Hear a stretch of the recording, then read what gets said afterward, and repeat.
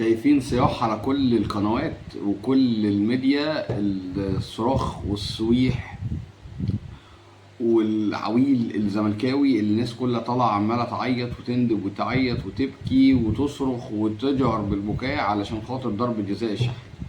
طيب الناس اللي شافت الماتش ده، وهي انا مقر ان هي ضربة جزاء مشكوك فيها، يعني مش دايما، مش يعني وارد تتحسب وارد لا، لكن ايه رايكم في كرة عبد المنعم؟ الكرة اللي انتوا محدش اتكلم عنها، الدوسة بتاعت القدم دي مش ضربة جزاء؟ طب الكرة اللي جت في ايد اللاعب بيراميدز دي مش ضربة جزاء؟ طب الكم الهائل الغير محدود من الفاولات والاوتات والحاجات دي كلها اللي كانت مش بتتحسب وهي تستحق الانذار، مش بس تتحسب فاول، لا تستحق دي محدش ليه اي فكره عنها. طيب بلاش دول.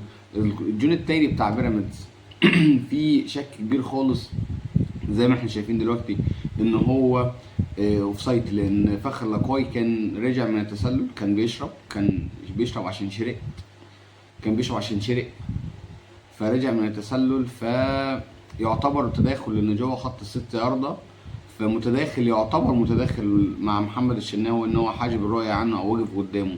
ده مفيش اي فار ولا اي حد اتكلم على اي حاجه زي كده.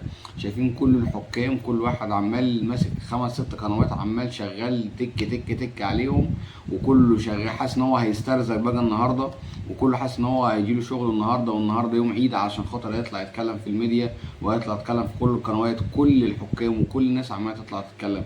طب ضربة الجزاء اللي هي على الاهلي ديت محدش شاف عنهم حاجه، بس انا مقدر وجع القضيه لانها واضح ان هي مؤلمه جدا يعني.